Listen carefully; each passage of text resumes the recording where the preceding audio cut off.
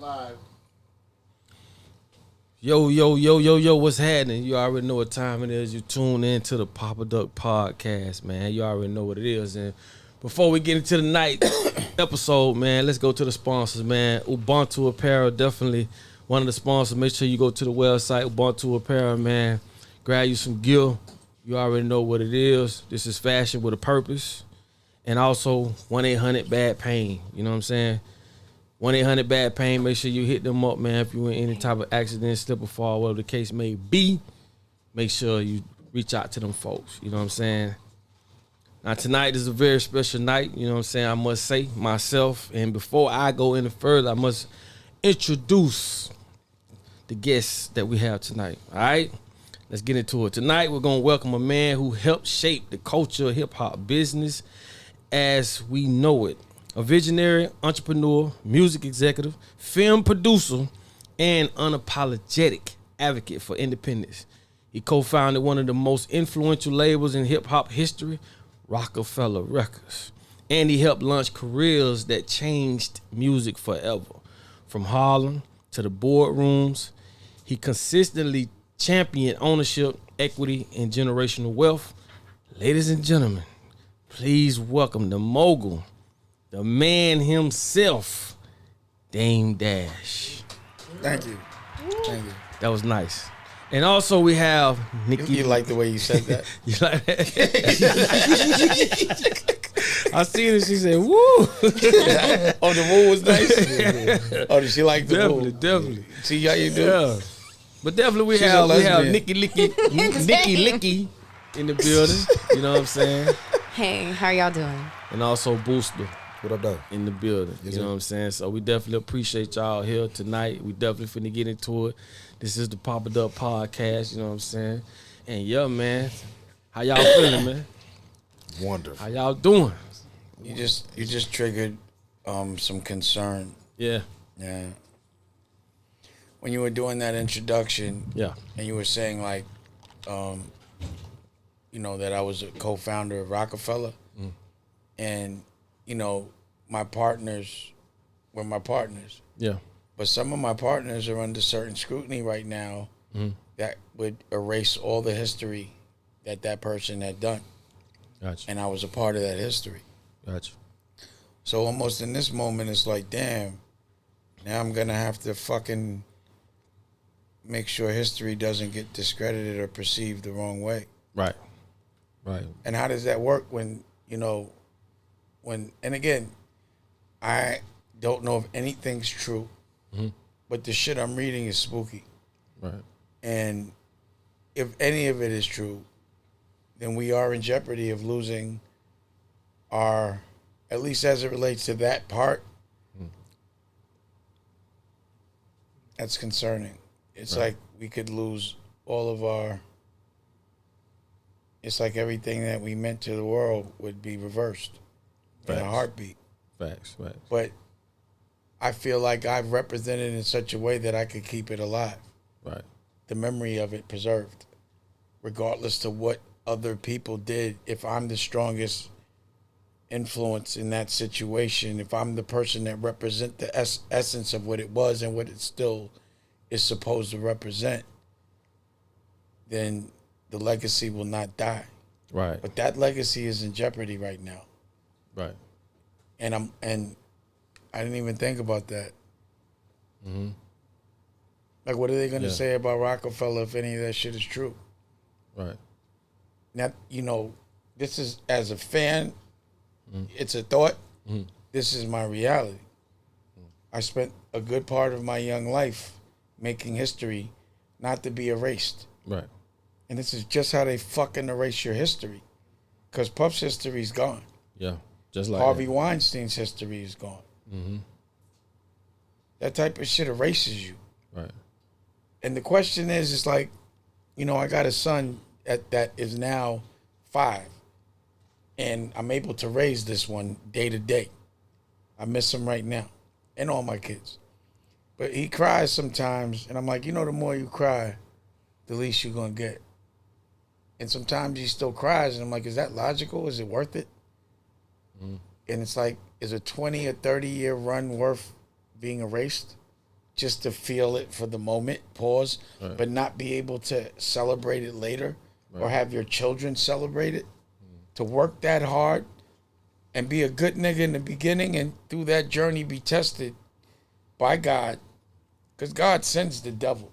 Yeah. Because you have to understand something. If God didn't want the devil, it wouldn't be here. There's no tricking God. Anything God created, God knows exactly how it's going to fuck up. God knows time, past, present, future in every moment. Right. So if he didn't want that presence here to test you, he would not be here. So you get what you want, everything you fight for, then you get tested and think you have everything and lose and end up with nothing.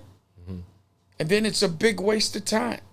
Yeah. Now you're just a big embarrassment. I'm not an embarrassment. I'm proud of everything I did. Definitely. And I ain't got shit to hide. It feels good. Definitely. Pause. Definitely. I like that. And you know what though? I saw an interview when you was talking about the cliques, you know, the ASAPs, you know what I'm saying, Dipsets and different cliques that just not together. And it's power in numbers. You know what I'm saying? Well, here's the thing. Division is the number one tool that bitch ass niggas use to win. Right. And gay shit. No disrespect to anybody gay, Nicolette. But, you know, nerds, they play different. They really do. Abused people when they were young or really turn out to be fucked up people as adults. Right.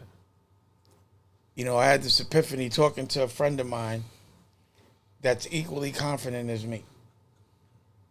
And I was like, we were discussing a friend of ours that's not that confident. And I was like, damn, I bet you've never been violated as a young person. Because when you get violated, the true violation is when you can't protect yourself when you're a child. And I've never been violated ever, especially when I couldn't protect myself. I was protected. And protected people have a lot less problems. They're a lot more confident. You know? And I'm now starting, like, before I used to be so disgusted with bitch ass shit. But I'm like, damn, if I would have got violated when I was young, I probably would have been a bitch ass nigga when I grew up about certain things because I didn't recognize my trauma. Right. You feel me? Right. So now I have compassion for bitch ass niggas. Now I love all the people I thought that were doing bad toward me. I appreciate them for not involving me. Right. I love my enemies now. It's a very freeing perspective to love the people you hated. I like that perspective. It's God's lens. That's a hell of a perspective. And it keeps you sane and moving forward. Not stagnant. Like, I love that perception. I just got it. I'm telling you, based on all the things that are happening. Yeah. Because you got to remember, these people were I worked closely with a lot of these people that are being mentioned. Right. And I'm like, damn, if I was right with them, and if they was doing any of that shit, they didn't tell me, so thank you for that. Right. I remember when Biggs, like I had this art gallery in Tribeca, DD 172. And I'd be calling Biggs, and I'd be like, yo, come down here, man, I'm clicking. And he like, nah, And I was thinking, like, what the fuck is he doing? Because they never would tell me when they were fucking up. Right. They never would incriminate me. And I gotta love them for that. They do some dumb shit, but they were smart enough not to involve me in their dumb shit. Right. I believe that the devil has compassion for a good nigga. I just think the devil hates bad people. The devil takes advantage of bad people, but they let the good ones live. Because I know they'll test you. Because I don't know why I'm still, you know what I mean? I'm like, this nigga spared me. Then God must have sent the devil. Because the devil spared me. I didn't think the devil would spare you. Right. If the devil, any motherfucker that tells you a crime they committed, they hate you. If a nigga gonna kill for you and tell you he did it, he hates you. Right. Because now you're incriminated. Someone that loves you doesn't tell you when they put work in for you. They don't want you to be incriminated, and none of those dudes incriminated me. Right. And if I look at it through the devil's lens, I'd be mad at them. But through God's lens, they kept me free. Right. I keep telling all day. I've been like, because it bugs me. I'm like, this nigga Puff is really in jail. Yeah. Harvey Weinstein is really in jail. Yeah. This nigga Shook is really in jail. Niggas was free. Yeah. Popping it. Rolling. This nigga Puff was rolling so much, it used to make me sick. But I couldn't, because the reason why is I couldn't understand why. I'm like, how did he get that deal? But if it came with the shit that's going to put you in jail, right, it ain't worth it. It ain't worth it. To flush it all, you know how much worse it is to have it, live, and get used to living a certain way, and then get it all taken from you? Right. That sucks. That's traumatizing. It's better to be poor and stay poor. Right. Be broke and stay broke than be broke, get rich, and then be in a cage. Because when you're free, ain't nothing better than freedom. Right. I have the freedom to work with who I want under the conditions I want, which is why I work with Nicolette, Nicky Licky, and Booster. Right. Because they respect the art. They're good people. I don't even care if we don't make money. Right. We gonna make history. Money's man-made. Why would I ever hustle for something that the devil made? Because God didn't make money. Right. You ever read about money in the Bible? I'm asking. No. No. You ever seen money on a hieroglyphic? No. On an Egyptian wall? No. You ever seen you heard about school in the Bible? How was there Sunday school when there was no school in the Bible? Right. All man-made shit. All man-made shit. Yeah. Why would you send a child to get educated by another traumatized person? Because you want them fucking traumatized. And take advantage of them later You in life. want to condition them. Since when is another motherfucker supposed to raise your child? Since when is your child supposed to listen to a teacher before the motherfucker that made him? That's real. I like that. Strangers. That's all the program. They strangers. And if you're going to do that, why would you put them in a dark room when the sun's out? It's hot in Florida. Why the fuck they got niggas in a hot-ass school with no one getting used? That shit is jail. Getting used to sitting behind a desk for 8 hours.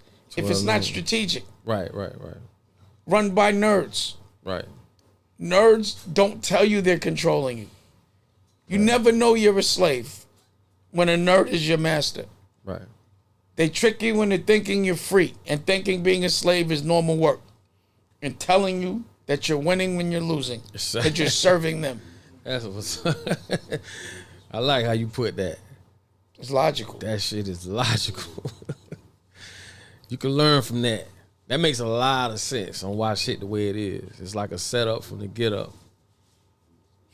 Telling they gonna put your Let me mom explain in jail something to you. You know about the Moors? Yeah. They were black. Right. You ever learned about a Moor in any school? No. So when you take over, and this is algorithm, what goes on. Right. When you take over a culture and civilization, when you conquer, you erase their history. You never let them know who they were. Facts. You don't think it's odd that we don't know who we are? Never educate the people you and want to dominate. What do you think they're hiding from us? That we started everything. Right. We started education. Definitely. We invented electricity. Yep. Universities. We taught niggas how to take pause showers. Motherfuckers was dirty. Yep. The toilet system. Everything. All of it. All of it, yeah. We are the most sophisticated being and most evolved. But some cheater, nerd, gay motherfucker is going to make us think that wearing a pocketbook is masculine. Right. And no disrespect at those that do. It's just not for me. It ain't for me neither. And that a woman is supposed to teach a man how to be a man. Right. And the way they do that is by disenfranchising our families. Yep. And making our mothers go to work and have to let our children be watched by other traumatized kids so that they could traumatize those kids. Yeah. Women's live. Anything that takes you away from your parents strategically is a trick. Yep. Because I'm not taking my eyes off my kid. Right. I'm not trusting no stranger to fucking do anything with my child. It's my child. Right. Why would I give another person my child to educate Right. and to be able to look at naked or Right. to touch? Why would I give anyone that space to do something that I can't control based on? Because if I got to kill someone over that shit, my kid would still be traumatized. I don't feel better because I punished somebody for it. So why would anything why the Bible never said take your children away from your parents and let another motherfucker teach them. Right. So why are we doing that? Why are Right. we listening to nerds? That's facts. It's a setup. It's for 100% control. a fucking setup. Yeah, it's a control. Nigga, 100 years ago we were told we were slaves, and we believed it. Yeah. We always doing what we told. And the way you look at yourself is the way other people look at you. But the way Exactly. someone tells you, That's if how you it look is. at yourself the way someone tells you you are, Yeah. hey Red, we can hear you. Quiet on the set. Red, everyone said phones off. I'm dropping jewels. Man. Thank you. As I said, Right. don't believe anything presented to you anything that separates you from your family. Don't believe it. Anything that says someone else is leave my child with a stranger is crazy. That's crazy. That is crazy. For all the hours a day. Never educate the people you want to dominate. Why would Simple. you make them smart Exactly. than you if you Exactly. want to control them? That's true. I say that all the time on the podcast. They will never educate you to overthrow them. It don't make sense. You see in these files, the Epstein chick, what's her face? The father was making the books that educated us. This shit was a setup. It's smart. Yeah. It's clever. But it's gay. It's clever. But I never went for that shit. Yeah, that's bullshit. Why do you think black people don't want to know how to read as much as, because that's the main reason why you go to jail. If you can't read by the third grade, they build a jail cell for you. Because the shit they making us read is bullshit. It don't feel right. We That's don't true. pay attention to things that don't feel right. You telling me that there can't be a black president and all these other oppression? You think I'm paying attention to that? Right. Like the shit you teaching me tells me I work for you, and I Right. get debt to be taught, and I got to work off. None of it's logical, but it's At all. all logical. Right. They don't want us to. They don't want us to study anything that we're gonna enjoy, like understanding the history of a Moor or Hannibal. You know about Hannibal? That black motherfucker, man, that nigga ran through the whole world. No one talks about it. Right. With elephants. Fucked everybody up. Right. See, I had this big epiphany. A lot of gay shit was going on with the Romans. Yeah. It was normal for soldiers to just be smacking each other around. That's the same shit that's going on right now. Yep. Everybody's conducting themselves like Romans. Yep. But what was Romans? It was the Catholic Church. The Romans became the Catholic Church. Yep. Study it. They just hid in religion. But they used to come with the army and say, you run this shit, we back you, pause. And the rest was history. What's the richest institution in the world? It's the Vatican. The Vatican, yeah. And most people don't know about the black pope, the gray pope, and the white pope. All that shit. They don't know nothing about that shit. The Orsinis, they don't know about the Medicis, the Borgias. You know what I'm saying? The Well, real why power. would they know? It wasn't taught to us. Exactly, the real power. You never learn about it in school. That's facts. You know what else you don't learn about in school? How to have money. Yeah. How to keep money. How to keep money. How yeah. to pay taxes. Yeah. Capital gain. Yep. How to grow any kind of farming. Yeah. They just teach you how to work for somebody. Yeah. But again, Fractional reserve. Neither. like you were starting to say, I interrupted you, but a while ago.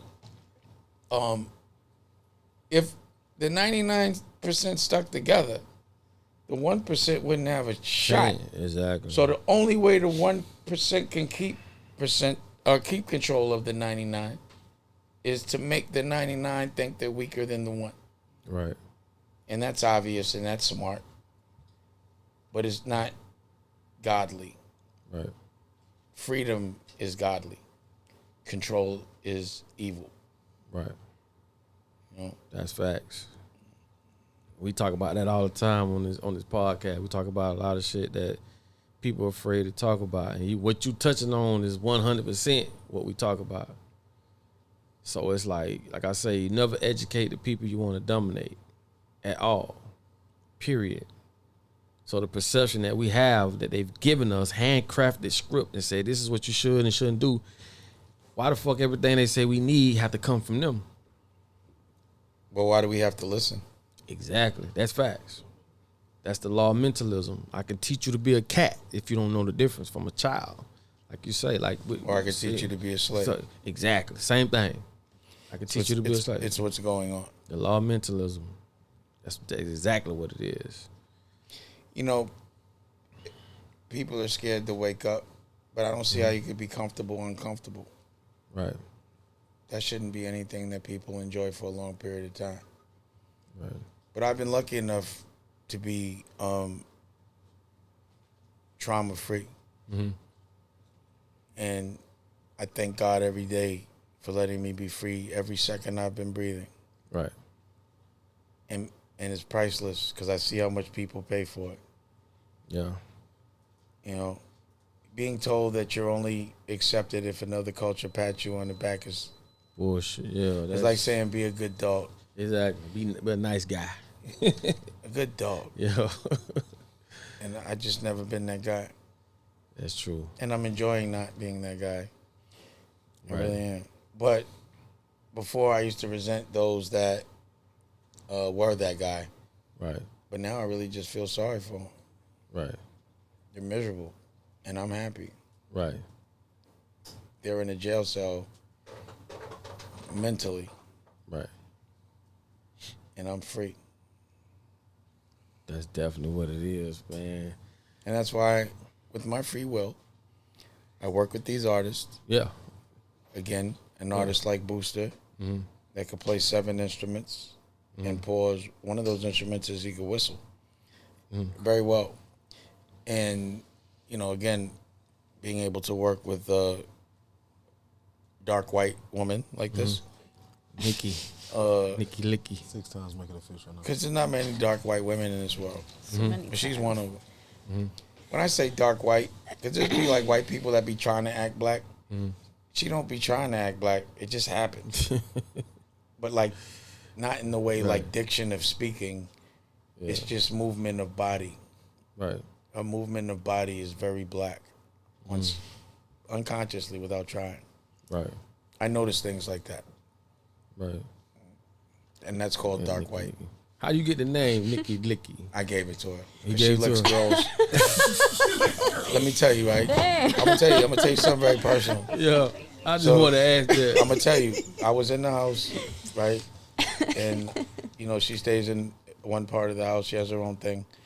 And I woke up, and it was like 6 a.m. And I opened the door, and she was eating pussy. And I was like, yo, didn't you start this at like 12? Because, you know, I leave when they get going. You know, all right, I'm out. And I woke back up, like dreamed and woke up, and she was still licking. She licks a lot. She Sir licks a lot. Anyway. That's Sir licks a lot. Sir licks a lot. Is great. And I think you need to slow down eating pussy so much. I'm just speechless. I figured that what it was though. Your mouth full. I figured that what it was though. Yeah. What's up with you? Yeah. Right? She's crazy. Definitely. But that's the name, Nicky Licky. So I was like, Nicky oh shit, Licky. Nicky Licky. You never stop right. licking. Then we got And Booster. no men get to sticking. So No, it he would be sucks. like, Nicky Licky, make all the girls sticky. Yeah. And he's like, you should change your rap name to that. Yeah. That's more like star power or whatever. So Right. It was Okay. just more truthful to who you were. that makes sense. Yeah, Right. okay, let's do it. Obviously. So yeah. And then Nicky Boo- Licky, it's more like my mafia name though. Yeah. In my eyes. And she likes to catch licks. I hit big Mafia. licks. Yeah, she's a lick hitter. and with Booster, what all the instruments you play? Now I ain't gonna lie, I'm an artist myself. Yeah. You know what I'm saying? I've produced over 1 million records sold. Yeah. I've done it all. I worked with the biggest names in the industry. But for you to be able to play these instruments, that's real artistry. Yeah. You don't see that no more. You don't. So for you to be able to play those different instruments, what are all the instruments that you can play? Piano, Okay. organ, soprano sax, alto sax. I used to play tenor alto sax. I play alto. Alto is usually one of the easier ones. Baritone sax, which is one of the harder ones. Oh, Yeah. Like he's you a snob said, too, You bro. very much. Alto is one of the easy ones. Yeah, The bass one is the okay. My bad. absolutely. And then, like you dope. said, like whistling. That's Well, dope. on a different type of level. But Yeah, that's dope to see a real artist. You know, you didn't say the drums. You be playing drums. you're right. You play drums too? It's usually 7 and the whistling, so we're gonna say 8 from now. 8. My bad. Yeah. That's good. You know, as a producer, I'm a producer. Nicolette Yeah. plays instruments too. Oh yeah. See, this artistry. This is what we need to get back to. You No, I know never what I'm left. saying? I never left. Yeah. See, again, when you say artistry, I don't even. It's not just the music. Right. So you have to be able to have a clothing line. You have to be able to make a movie, a doc, a curriculum. You have to have a great show. Unless you can stimulate 8 verticals, I don't look at you as an artist. That's dope. You know, one dimension. I like that. And it's not artistry to me. Right. It's too easy. Right. Anyone can sound good in the studio. Right. Is that Red telling you to wrap it up? Right. Is Yeah, that- we is that buy here it too. in the back. I can feel definitely. it. Is Yeah. he there? Pause. Is he saying that? But yeah, I want right to there? get into the. He was right. What it was? You can tell that. He was like, you can tell that with this face right here. Yeah, it's like you don't really say it, but you do. Like, Before we get out of here, I definitely want to talk about the investing with the Lake Wells bowling. You know what I'm saying with the bowling alley.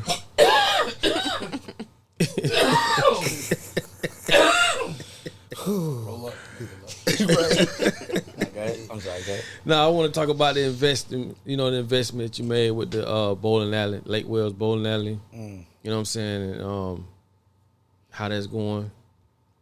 Yeah. So we have big plans over there. Mm-hmm. The intention was to buy the mall. And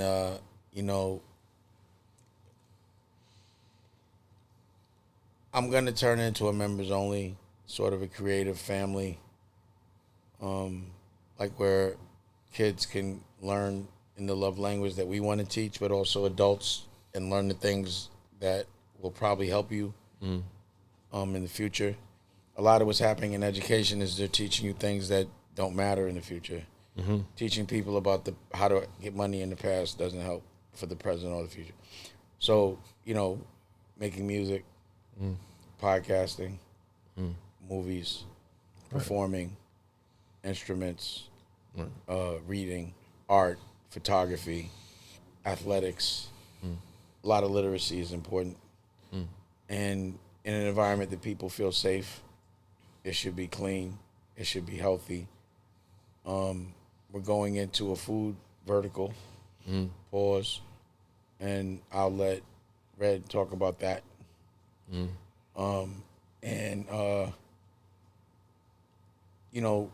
It's a plethora of locations. So having is a bar, a lounge, a bowling alley, an arcade. It has the parking lot. It's just everything that I need for what I'm doing. Gotcha. And, when we're like working, like in one room, you'll be making music, another room, you're filming, another room, there's education going on. In the, going from the studio into like this AstroTurf and shit. So then the kids will be working out, but they'll be our kids, the kids of the people that are working. So it's just a place, it's a country club for family is how I see it. Compound. Yeah. And, it's not for people that are not trying to push the needle creatively. Right. And also, it's not for people that want to be soldiers, slaves, told what to do. It's for people that want to collaborate creatively and monetize without compromise. Definitely. You understand? Definitely. That's a good idea. And before we get out of here, one more thing, man. Please explain to them Dame After Dark. So, we had a studio. We called it the Gallery in L.A. in Burbank, and like a lot of people come through, and like artists like Nicolette and other people. I was saying I'm not doing putting out any music unless it's the right way. No performing over a track. You got to learn how to do it with a band, and then through showing them, the music started to sound good with me. And Tash, who's like, he just won a Grammy last week. And his last album was with Slash. He's black from Harlem. He died and came back to life, and that's a longer story. And but every second I'm around him, I try to create. And he kind of came through to do a gig, started hanging out with the other artists that were around, and we started making music. But during that hang, I'm drunk, I'm on mushrooms, I'm high, and comedians are around, and artists are around, and we just, we make music, we make jokes, we make history, we talk about things that are relevant, and it's from a very unfiltered place because it's dark. No, I mean, it's late. Right. It's always late, and we're usually really like, inebriated. Very Gotcha. lit. Yeah. Very lit. So, I made it a show.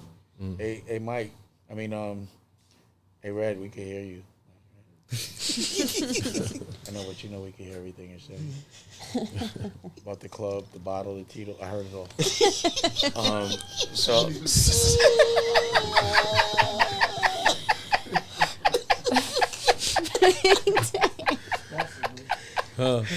Yeah. So as I was saying, we did it. We put it on American New, but I've developed a pretty good relationship with BT. Announcements coming soon, and we decided to do it at a more professional, organized level with comedian, and with my band, and I got to edit it, but it came out really good.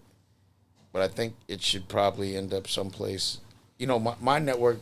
The new network, which is a whole nother announcement, and again, my deal with I told Red is that anyone I do an interview with, I'm not charging, but y'all do have to come back to my studio and do an interview with me.